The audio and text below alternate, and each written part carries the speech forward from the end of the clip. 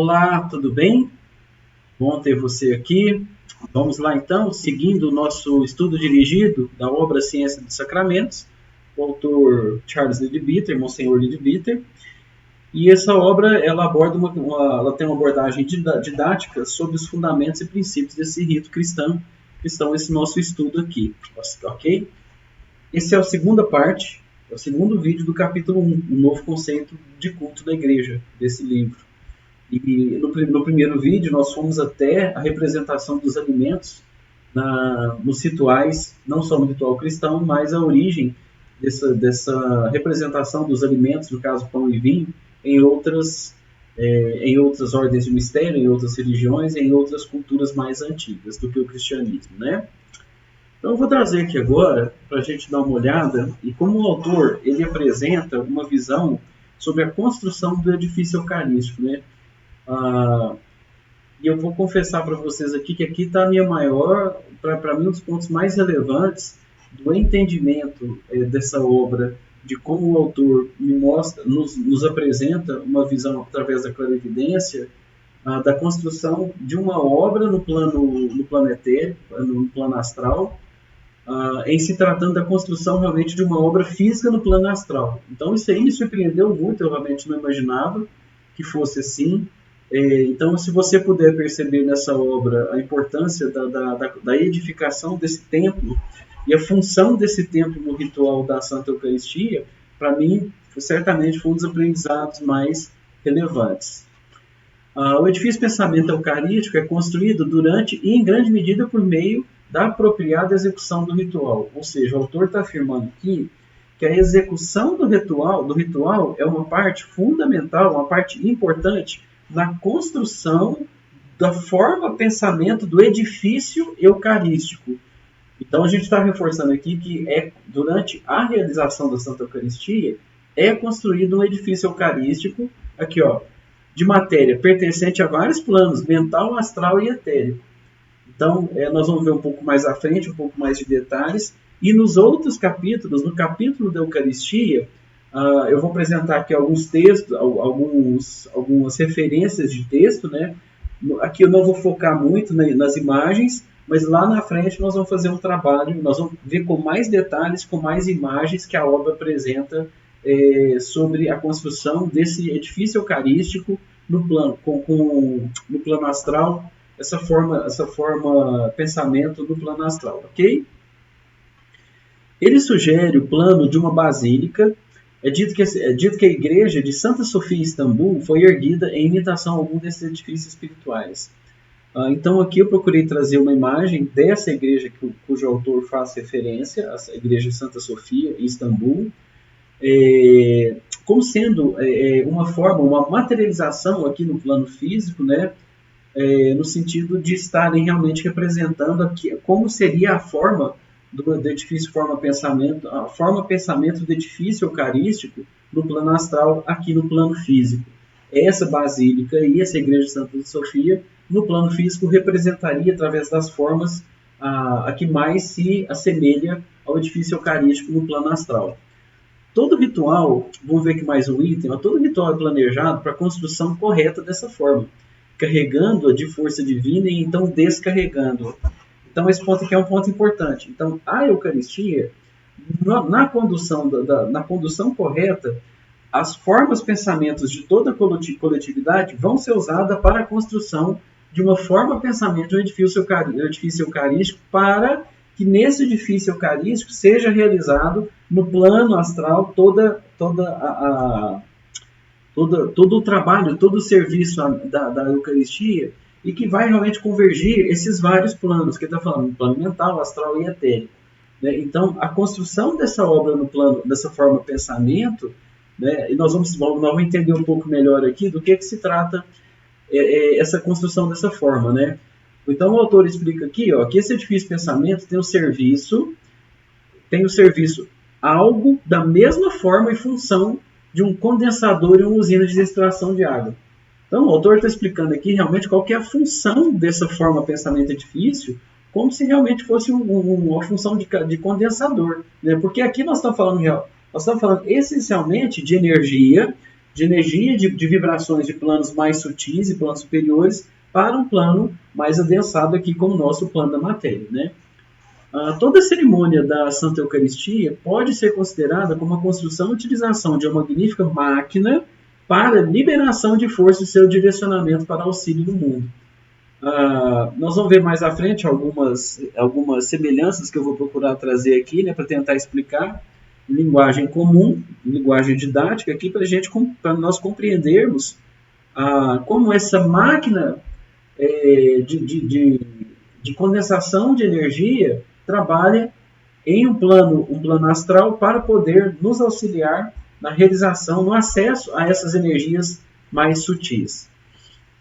Seguindo aqui, outro ponto do texto, compreender algo do que é esse mecanismo. Então, aqui o autor reforça a importância do estudo dessa obra. Para quê? Para melhorar a compreensão desse mecanismo, como ele é construído, como é planejado para funcionar, e indubitavelmente nos capacitará a cooperar no esquema com mais inteligência. Eu acredito que o fato de eu estar aqui, eu acredito que eu seja uma testemunha disso, porque a partir do momento, até então eu não ter estudado essa obra, a minha participação na missa, a minha compreensão, aí eu estou falando o seguinte, entre a minha compreensão advinda da catequese católica romana, ela já tinha uma percepção. Ao passar pela Santa Eucaristia, da Igreja Católica Liberal, que já tem uma mudança muito grande, ainda assim eu carregava essa visão, né, da catequese apostólica romana, e eu tentei fazer esse encaixe, essa atualização. E aí eu não percebi realmente. Então foi a partir do momento que eu estudei essa obra que eu passei a perceber realmente a função e eu passei a perceber, inclusive, como a minha participação, a participação de cada um de nós, a matéria-prima necessária para a construção desse edifício, dessa forma pensamento no plano astral. Vamos seguir adiante, então, com os registros do autor sobre o edifício pensamento, a forma pensamento do edifício eucarístico. Ele vai falar que a estrutura completa é usualmente um quadrilátero, então aqui ele vai dar a forma, vai nos dar de maneira geral como é que seria a forma, né? Seria um quadrilátero horizontal, com um número de aberturas para dentro, ou janelas em cada um de seus 4 lados, coroado por um grande domo central, com domos menores ou às vezes minaretes em seu canto. E aqui lá na frente nós vamos ver algumas dessas imagens aí. A erupção de força dos santos magnifica de tal modo o domo e suas cúpulas secundárias que ele se torna parte dominante do edifício. Então, na construção deste edifício eucarístico, dentro daquele layout, daquela arquitetura, a parte dos santos, o domo central, realmente ele vai mostrar, vai ter uma ascendência e um domínio muito grande sobre a arquitetura desse edifício eucarístico. Essa forma de pensamento gigantesca é erguida durante a primeira parte do serviço. Outra coisa que eu quero fazer um pouco mais ali adiante, eu quero fazer tipo um infográfico, eu quero fazer uma visão bem detalhada. O autor até faz isso, mas ele faz na obra, na introdução de cada tema. Eu quero trazer um slide que vai trazer em cada parte da Santa Eucaristia qual atividade constrói, edifica, qual parte do edifício, da forma pensamento do edifício eucarístico. Tá? Então vai ser interessante, eu estou preocupado, minha preocupação maior é colocar em um slide como cada etapa da missa contribui com qual área a ser construída desse edifício eucarístico. Não que o autor não explique isso, mas como ele explica na obra separadinho, eu acho que o grande serviço aqui vai ser eu conseguir fazer a gente enxergar num só slide como cada parte da missa constrói e termina a edificação dessa obra forma pensamento. Todo ritual, o autor está falando aqui, que todo ritual é planejado para a construção correta dessa forma, carregando-a de forma divina e então descarregando. Então, a Igreja Católica Liberal, ela traz na sua Constituição, na Santa Eucaristia, uma participação muito grande da música, da ritualística musical, né? E aqui o autor deixa claro que cada item aqui, além de ser importante, mas a musicalidade também, ele é muito importante para a geração de um tipo de energia que é muito importante para a construção dessa forma pensamento, ok? Então, um ponto de atenção que a gente vai trazer aqui. Cada cântico ou resta contribui com sua parte no trabalho, além da parte que tem uma preparação dos corações e mentes do sacerdote e do povo. Então aqui está reforçando aqui que eu falei da participação dos cânticos, das músicas, né, na manutenção, na geração de um padrão de energia harmônico. E aí vem então também como os nossos corações e mentes dos participantes do sacerdote também vão contribuir para a geração de matéria-prima para a construção de edifício dessa forma de pensamento. E aqui está o que eu falei para vocês, que eu ia trazer aqui. Está aqui uma planta que o autor vai mostrar, né, a forma de um quadrado horizontal, o domo central ali, o santo, o domo central, e os minaretes e outras partes menores nas laterais, as janelas. Então, essa planta aqui é a planta da igreja lá de Istambul, e aí como seria então o padrão da arquitetura dessa forma de pensamento. Ok? Vamos avançar um pouco mais aqui. Algumas referências, né? Que o edifício surge de baixo para cima, como uma bola que está sendo soprada. Nós vamos ver essas fotos mais detalhadas lá no capítulo seguinte da Eucaristia.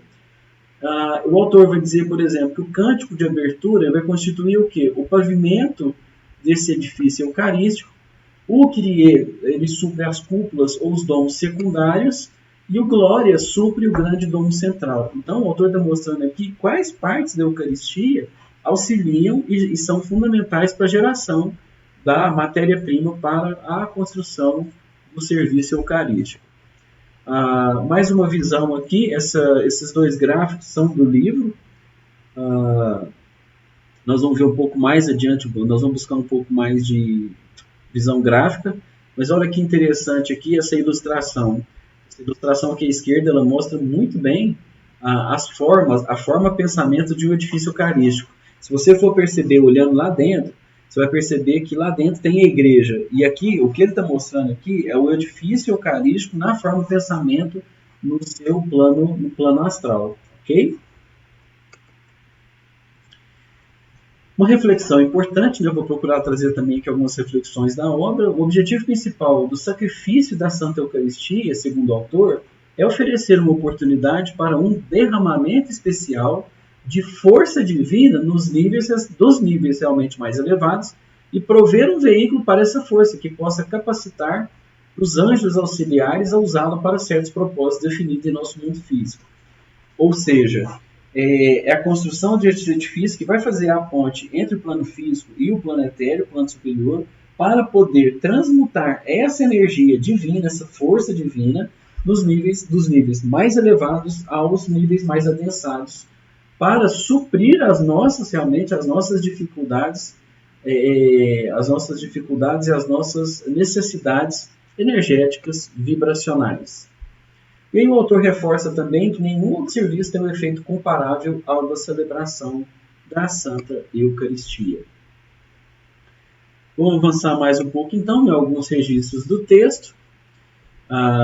Em nossa liturgia, assim como da liturgia romana, é invocado um anjo para superintender essa fusão e dirigir a construção do edifício. Então o autor aqui vai registrar realmente, no próprio rito, né, fica claro o pedido para que esse anjo realmente se apresente como manifestação do plano divino e da própria representação do Cristo, para poder atuar aqui no plano físico, para poder auxiliar toda a condução do serviço no nível mais superior.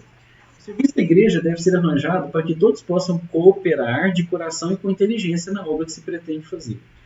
Então esse é um ponto também, enquanto o autor traz essa reflexão aqui, esse é um ponto também que eu não compreendia dentro do ritual convencional, vou chamar aqui dentro do ritual romano, né? Eu não compreendia dessa forma como a participação de cada um de nós era importante na ritualística da Eucaristia. Através da leitura dessa obra aqui, eu realmente melhorei muito a minha percepção, e intuitivamente agora eu consigo então perceber como realmente a nossa participação ela consolida a geração desse material energético, dessa condição, dessa cooperação. Então o autor deixa claro aqui que é todo um trabalho cooperativo que através da nossa presença do plano físico de todos, o material mental, emocional e material etéreo vão realmente se organizar para a realização desse serviço. Que serviço? O serviço da Eucaristia é o derramamento dessas energias do plano crístico, da consciência crística do Cristo, aqui no nosso planeta, no plano físico, a materialização. Ok? Os objetivos que estabelecemos ao preparar nossa forma da liturgia foram preservar linhas gerais da forma que ela constrói e a atuação da mais antiga magia, os efeitos de vários atos nas diferentes etapas, a descida e o retorno do anjo da presença e assim por diante. Então, o autor aqui também, um ponto que é relevante a gente esclarecer aqui, que o autor deixa claro a questão dessa ritualística ser uma magia.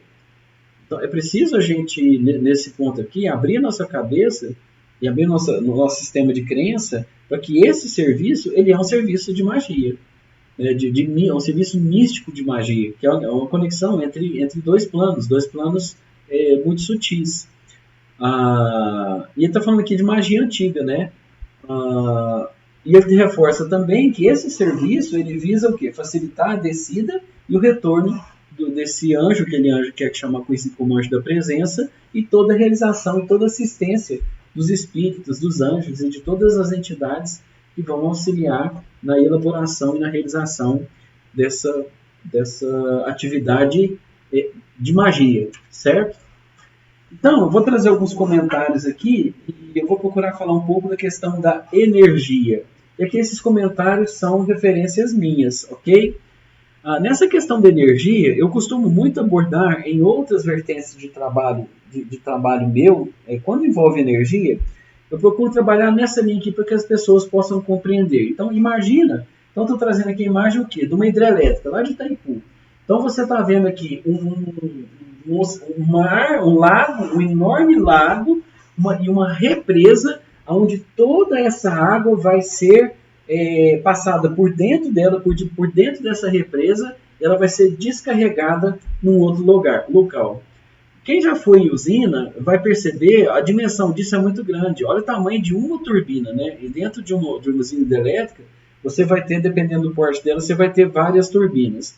Então, a água passa por dentro desses dutos aqui, ela passa lá dentro, ela vai girar essa turbina aqui, e a partir de girar essa turbina, ele vai gerar uma tensão elétrica muito grande. E aqui, eu acho que esse plano aqui é o plano que melhor pode mostrar e demonstrar como... Aqui eu estou mostrando através de uma usina hidrelétrica, mas eu quero fazer uma correlação aqui entre o plano etéreo e o plano físico.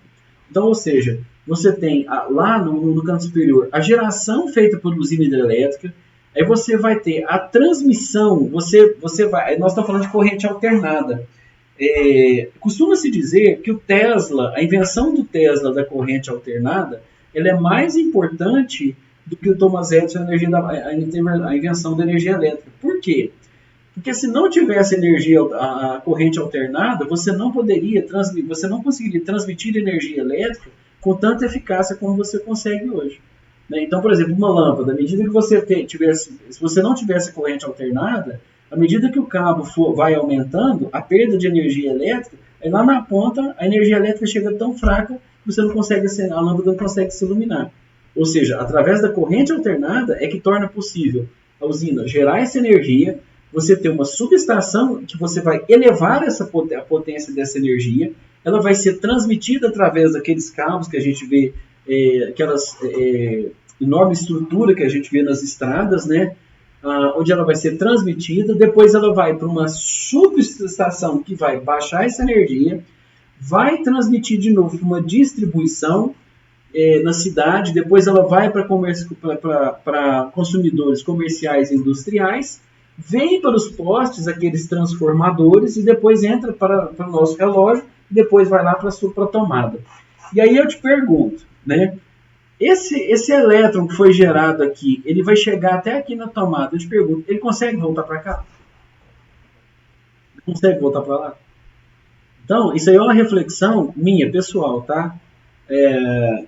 Então, o processo de união com a fonte é quando a partícula, a menor unidade do ser gerador, consegue se unir com ele, com a fonte, né? Isso é o que na teoria, na teologia seria a salvação, né? É o retorno à fonte, retorno ao Criador. Como é que você acha que nós vamos conseguir fazer com que o elétron gerado aqui volte lá para a usina? Será que isso é possível? Então aqui eu quero deixar essa reflexão, porque lá na frente nós vamos ver um pouco mais o caminho do yoga, o caminho da meditação, o caminho da magia, né? O caminho da iluminação, o caminho da salvação, né? O caminho do nirvana seria a união com a fonte, né? Então pergunta-se, como é que faz para unir aqui para o elétron voltar para o Criador, né? Sendo o Criador aquela usina hidrelétrica. Será que é possível? Como é que funcionaria isso? Então eu vou deixar aqui esse pensamento, essa reflexão dentro dessa perspectiva aqui, ok? Como eu disse, a minha intenção aqui é fazer um estudo dirigido e compartilhar algumas percepções pessoais. Isso não significa que eu estou trazendo aqui no formato de palestra, no formato de seminário, trazendo como sendo uma referência minha, como sendo realmente uma tese. Não, estou trazendo aqui percepções da minha experiência com a leitura da obra, o estudo da obra, ok? Nessa questão das formas de pensamento, achei importante aqui trazer, vocês verem recentemente a reforma da Catedral de Notre Dame, né, que passou por um incêndio, depois passou por um longo tempo de reforma, foi recém-inaugurada. O tanto que a questão da forma aqui no plano físico, dentro da visão do sagrado, né, a gente chama até, existe inclusive uma área chamada geometria sagrada, uma área de conhecimento que estuda especificamente a relação da forma com o sagrado, da materialização do sagrado no plano físico através da forma. Entendendo aqui a forma enquanto um processo de vibração. Outro comentário que eu quero fazer aqui, então, aí é um ponto pessoal, uma reflexão sobre o caminho para cada dimensão da dor e da dificuldade humana, né? Então, o que nós estamos vendo aqui? Se uma pessoa está com um problema de saúde, ela vai aonde? No hospital. Se uma pessoa está com um problema de saúde mental, de saúde emocional, o que ela vai procurar? Uma ajuda psicoterapêutica, ok? E se uma pessoa está com uma dificuldade, uma dor na alma, uma dor espiritual, aonde que ela tem que ir? Na igreja. A igreja, o templo. Então, essa analogia aqui que o doente físico vai para o hospital, o doente emocional procura um tratamento, um profissional da área da saúde mental, o doente da alma, o doente espiritual, ele vai precisar procurar quem? Aonde, né? Então, o templo realmente, ele é um ponto aqui no plano físico para o tratamento, principalmente para o tratamento das questões da alma. Isso é muito importante para que nós tenhamos realmente o respeito e o entendimento. Muitas vezes, essa questão do templo estar ali disponível, as pessoas não respeitam essa condição humana, né? Porque, volta a lembrar, a saúde humana ela só é possível pela OMS. A Organização Mundial da Saúde determina que a saúde humana ela só é possível através do equilíbrio em 3 pilares. Corpo, mente e espírito. E aqui eu vou voltar. Se nós estamos doentes do corpo, nós vamos para o hospital. Se nós estamos doentes da mente, nós vamos procurar essa ajuda terapêutica. Se nós estamos doentes do espírito, nós vamos buscar ajuda no tempo. Então, aqui realmente é uma opinião pessoal, é uma troca de ideias que eu tenho com você aqui compartilhando, para que nós possamos, às vezes nós mesmos traçamos alguma crítica, ou analisando de maneira inadequada a própria função do templo na sociedade, ok? Então, nós concluímos por aqui esse capítulo 1. Nós vimos, então, vou registrar aqui para a gente poder conduzir a nossa rota de aprendizagem, né? Que o capítulo 1 seria um novo conceito de culto na igreja. Próximo vídeo, nós vamos falar sobre a Santa Eucaristia. Depois, o capítulo 3, o batismo e confirmação. Capítulo 4, as ordens sacras. Capítulo 5, os sacramentos menores. Ok? Sendo assim, eu agradeço a oportunidade de estar aqui compartilhando o meu aprendizado nessa obra, reforçando que eu recomendo mesmo que você tenha acesso a essa obra no site da Igreja Católica Liberal, catolicaliberal.com.br. Se você quiser também bastante mais informações, lá você vai encontrar, dentro da linha que eu atuo, você vai encontrar bastante informação, principalmente sobre o nosso querido autor aí, Charles Webster Leadbeater, ok? Até o próximo conteúdo, então. Obrigado.